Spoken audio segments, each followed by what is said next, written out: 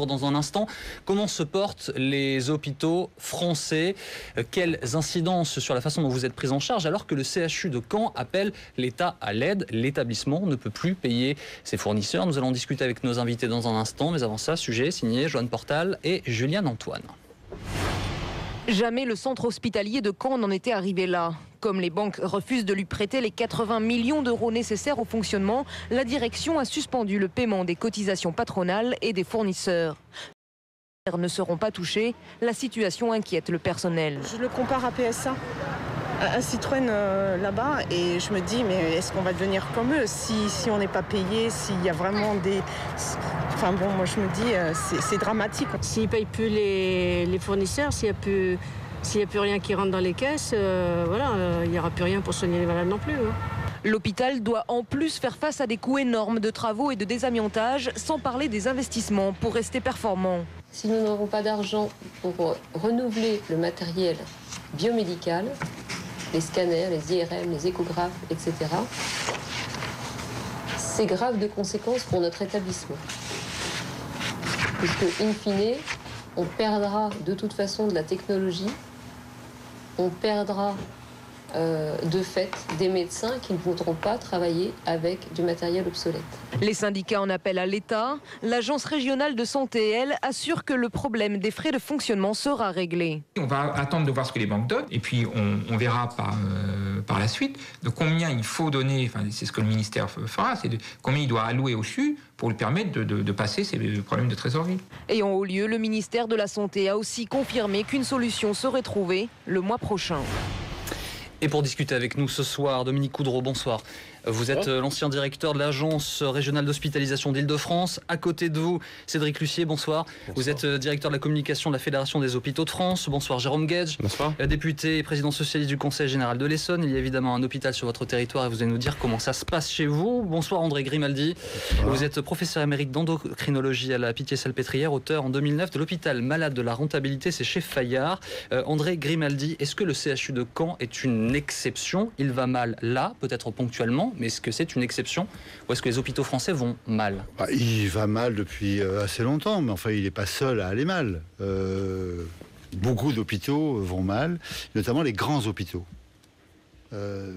Parce qu'ils ont des charges importantes, parce qu'on est en train d'un système très contradictoire. D'une part qui est contraint, on veut limiter les dépenses, ouais. Et d'autre part on dit aux hôpitaux, maintenant vous êtes payés à l'activité. Augmentez l'activité, mais on contraint les dépenses. Comment vous faites ça? Alors, on arrive à un truc absurde qui est vous augmentez l'activité, par exemple, de 3%, mais on vous baisse les tarifs. Je ne sais pas qui fonctionnerait comme ça. Cédric Lucier, vous faites le même constat? Donc, ce système rend les gens fous.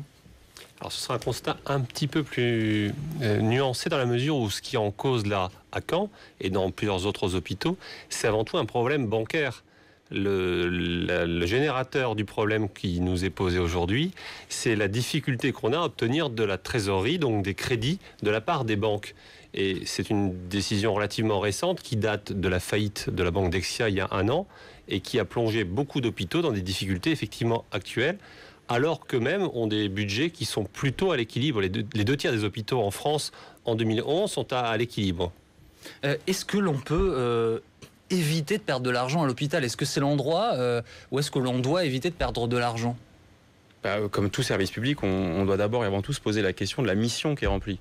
Les Français sont très attachés à leur hôpital public. Ouais. C'est un enjeu d'accès aux soins, d'excellence, de formation, de maillage sur le territoire. Et le problème, la souffrance de l'hôpital, et notamment de l'hôpital public depuis quelques années, c'est qu'on lui a demandé de participer à l'effort de maîtrise des dépenses d'assurance maladie. C'est légitime, mais on l'a fait de manière tellement brutale, arbitraire, comptable, sans percevoir les enjeux de qualité, qu'on a des hôpitaux qui sont en très grande difficulté. Le professeur Grimaldi parlait des modes de tarification. C'est un peu compliqué, mais en gros, ces dernières années, c'est notamment la réforme hôpital, patient, santé, territoire de Roselyne Bachelot qui avait porté cela, qui faisait de l'hôpital une sorte d'entreprise soumise aux règles, indifféremment, indépendamment des missions qu'il a à répondre. Donc il faut un peu sortir d'une stricte logique comptable, ce qui ne veut pas dire qu'il ne faut pas lui faire des efforts, mais il ne faut pas sacrifier la mission essentielle de service public. D'ailleurs, le mot n'existait même plus dans la loi de Roselyne Bachelot. Je voudrais l'avis de Dominique Coudreau, parce que vous êtes ancien directeur de l'Agence régionale d'hospitalisation d'Île-de-France, ancien conseiller maître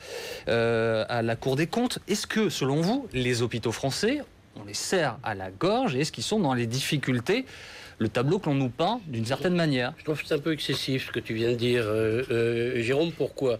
Parce que l'argument, vous nous l'avez donné. Il y a 2/3 des hôpitaux qui sont en équilibre et qui se débrouillent et qui n'ont pas de problèmes très graves. Et puis il y en a d'autres qui vont pas très bien, ça c'est sûr, mais ils sont plutôt une minorité, les gros, effectivement, assez souvent. Moi je crois qu'on ne peut pas s'empêcher d'être à la fois penser au service public, à la mission, aux malades, et aussi penser à l'équilibre budgétaire. Si vous n'avez pas l'équilibre budgétaire de l'hôpital en point de mire, comme le président de la République d'ailleurs a demandé à la Cour des comptes de le revérifier vendredi dernier, en disant il faut que les comptes soient certifiés. Si vous n'avez pas cet équilibre en point de mire, vous n'y arrivez pas. Parce que dans ce métier, on a toujours d'excellentes raisons de dépenser plus. C'est vrai. Les malades ont plus de besoins, les équipements, ils seraient mieux, moi, on serait tous contents, et ainsi de suite. Sauf qu'à un moment, il y a une limite économique, et puis... Oui, mais la limite économique ne doit pas se faire au détriment de la mission, du cœur du métier de l'hôpital public. Marisol Touraine, la ministre des Affaires sociales et de la Santé, il y a quelques jours, a dit qu'il fallait retrouver la confiance entre les Français et l'hôpital public. Et par exemple, en supprimant la convergence tarifaire, c'est un peu compliqué, mais actuellement, on demande aux hôpitaux publics d'être payés comme les cliniques privées, alors même qu'elles ne font pas tout à fait le même métier. Je voudrais entendre André Grimaldi parce que je sens que ça le démange. Oui, parce que je comprends bien ça. On dit vous avez un budget, il faut le régler, il faut le gérer. Mais on ne peut pas faire des choses contradictoires. Je parle des politiques. On ne peut pas dire voilà votre budget, mais par ailleurs, on va augmenter le salaire des infirmières parce qu'elles vont passer à la catégorie A. Par ailleurs, on va augmenter le tarif du gaz, que payent les hôpitaux. Par ailleurs, on va augmenter le prix des médicaments, que payent les hôpitaux. On va vous mettre des contraintes de sécurité, on augmente le nombre des internes, que payent les hôpitaux. Donc d'un côté, on augmente la charge des hôpitaux, par exemple, de 3,5%, et ensuite on dit on va vous mettre un budget de 2,5%. Autrement dit, on met en déficit. Alors, j'apprends 2/3 sont à l'équilibre. Moi, j'étais à 41%, on était passé de plus de 31 à 41% en déficit. Et comme par hasard, les grands CHU, sûrement, ont mis de très mauvais directeurs dans les plus grands hôpitaux de France. Ça apparaît quelque chose quand même de choquant. Il y a quelqu'un qui a une solution, vous le connaissez, c'est Bernard Debré, il est député UMP. Lui, simplement, aujourd'hui sur BFM TV, invité d'Olivier Truchot, dit il y a trop d'hôpitaux en France. On l'écoute. Il y a trop d'hôpitaux publics. Nous sommes le pays où il y a le plus d'hôpitaux publics. On les a déjà réunis. On dépense beaucoup trop. Trop d'hôpitaux. Il faut les réunir. Pas assez de médecins. On réunit autour de grands plateaux avec modération. Et on peut faire des économies. Sans parler des médicaments, où on peut faire beaucoup d'économies. Cédric Lucie, on peut faire des économies. Est-ce que supprimer des hôpitaux, c'est une bonne idée? Alors, on peut sûrement faire des économies à l'hôpital comme dans tous les services publics. Simplement, c'est pas facile et on doit avoir à l'esprit une préoccupation de justice et le fait qu'il y ait des malades qui soient correctement soignés. Je vais vous prendre un exemple très simple. On accuse souvent les hôpitaux d'accueillir trop de patients aux urgences. Il y a beaucoup de rapports officiels qui témoignent du fait qu'on a 40% de passages en plus. Tout le monde l'a vécu, attendre plusieurs heures aux urgences. Oui, mais pourquoi les gens vont attendre plusieurs heures aux urgences? Ils n'y vont pas par plaisir, ils y vont souvent parce que c'est aux urgences qu'ils trouvent une réponse de qualité, c'est aux urgences qui trouvent un médecin disponible, c'est aux urgences aussi qui trouvent un accès aux soins sans dépassement d'honoraires. Donc si on n'arrive pas à trouver les voies d'une réforme équilibrée et juste, la baisse du nombre d'hôpitaux, c'est quelque chose qui peut s'avérer très très dangereux pour les patients. Tout à l'heure, nous vous montrions, je vais y arriver, excusez-moi, l'exemple de Caen. Il y a des gens qui nous regardent depuis Caen ce soir. On est en train de leur expliquer que bientôt leur hôpital ne pourra plus acheter de compresses, ne pourra plus acheter de seringues. D'autres gens nous regardent d'ailleurs en France et sentent que la situation est similaire. Ils se font du souci pour la qualité des soins quand ils vont être reçus, Dominique Coudreau. C'est légitime. La question est parfaitement légitime. Je crois qu'il faut revenir à ce débat. C'est vrai qu'en France, nous avons beaucoup plus d'hôpitaux que dans les pays voisins, notamment en Allemagne. Alors, une fois qu'on a fait ce constat, après, qu'est-ce qu'on fait? Ce que nous avons en trop, certainement, c'est des hôpitaux petits. Et ces petits hôpitaux, c'est difficile de les faire disparaître parce qu'ils sont dans des petits pays, dans des petites agglomérations. Et là, quand l'hôpital s'en va, c'est un véritable drame social. Donc on comprend que ça soit difficile. Néanmoins, on ne fera pas l'économie de cette diminution du nombre des hôpitaux, qui va d'ailleurs, vous le savez, avec la sécurité des malades.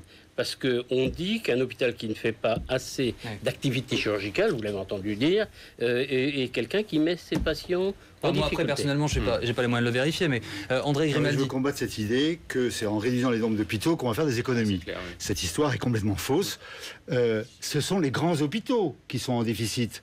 Un hôpital est rentable d'un point de vue financier que s'il a 400 à 600 malades. Un hôpital comme la Pitié-Salpêtrière a 1800 lits. André Grimaldi, est-ce que les gens sont moins bien soignés, au risque d'être moins bien soignés? L'Allemagne, qu'on nous donne en exemple, dépense 11,6% de son produit intérieur brut. La France, 11,8%. Le produit intérieur brut de l'Allemagne est supérieur à la France. Ouais. Donc les Allemands dépensent autant que nous, ou plus que nous. Donc c'est pas cette question. La question des médicaments réels, la question d'hospitalisation, de pratiques abusives, parce qu'on nous a dit, allez-y, augmentez l'activité. En France, en gros, il y a 25% de l'activité médicale qui est inutile. Je vous repose ma question, est-ce que les gens qui nous regardent se la posent aussi, est-ce que l'on est moins bien, ou on risque d'être bientôt moins bien soigné en France à l'hôpital? Un certain nombre de choses se dégradent. Et la vérité, et quand on dit moins bien, c'est qu'il y aura l'excellence, mieux que jamais, grâce au progrès. Et puis, dans certains endroits, dites là, il ne faut pas y aller. Ça ne va pas du tout. Ça se dégrade. Hein? Alors, ce qui dégrade en plus, c'est les ambiances de travail. Car quand vous manquez de personnel, quand il y a de l'absentéisme, quand le cadre infirmier qui a une obsession de rentabilité, alors vous cassez la machine. Jérôme Guedj, comment ça se passe en Essonne? Ça se passe comme partout dans le pays. Il y a une inquiétude des Français à chaque fois qu'ils ont des difficultés pour accéder aux soins. Et c'est vrai qu'ils trouvent à l'hôpital une réponse qui est une réponse égalitaire. Dans ce pays, on est attaché à l'égalité. Et le service public hospitalier en est le garant. Donc moi, je trouve que c'est un peu trop facile et qu'il a bon dos, l'hôpital. Il ne faut pas oublier que ces 20 dernières années, c'est lui qui a le plus contribué à la maîtrise des dépenses d'assurance maladie. Donc je voudrais qu'on fasse aussi porter l'effort sur la médecine de ville. Il faut mieux l'articuler avec les médecins, avec les hôpitaux, sur le problème des déserts médicaux. Et c'est vrai que le gouvernement s'est attaqué à cette question-là, parce que là où il n'y a pas de médecins, dans certains quartiers ou dans les zones rurales, c'est vrai qu'on se tourne vers l'hôpital, et notamment l'hôpital public, et que ça a forcément un coût. Donc moi je préfère qu'on s'attaque à la désertification médicale, qu'on s'attaque aux dépassements d'honoraires, qui sont un vrai scandale. Est-ce que vous avez vu Dominique Coudreau face à vous, qui vous écoute et qui fronce les sourcils? Mais oui, non, il fronce les sourcils parce que je connais son scepticisme parfois sur la question de l'hôpital public. Moi je suis attaché... parce que l'hôpital, on parle de chiffres depuis tout à l'heure. Vous le connaissez, mais moi je ne le connais pas par exemple, donc je voudrais l'entendre. L'hôpital, c'est des patients et c'est des médecins et des infirmières, donc il ne faut pas les oublier. Voilà. Ce qui n'est pas bien dans notre discussion, mais je pourrais dire la même chose à André Grimaldi, c'est de mettre le sujet dans les généralités. Ce qui se passe à Caen, c'est à Caen. C'est son résultat économique de Caen. Et donc, à chaque fois, il y a des problèmes ponctuels, il y a des problèmes à gérer sur place, et on n'a pas géré avec suffisamment de rigueur économique et comptable. Je ne veux pas dire qu'il faut faire des économies à tout prix, c'est pas ça. Ce que je veux dire, c'est qu'un hôpital est une grande institution, et elle doit se donner des règles économiques, budgétaires, comptables, solides. Oui, mais ça doit être une des priorités. Oui, mais l'hôpital, c'est pas une entreprise. Et c'était ce que le précédent gouvernement avait tendance à vouloir trop faire de l'hôpital. Et nous allons nous arrêter là, messieurs, parce que le temps passe très vite, peut-être trop vite, et qu'on a sans doute encore beaucoup de choses à se dire. Mais je sais que la conversation va se poursuivre en antenne, et nous aurons sans doute l'occasion d'en reparler ici. Mais merci d'être venu dans le Soir BFM. Restez avec nous en direct dans un instant. C'est le journal de la nuit présenté par Jean-Rémy Baudot.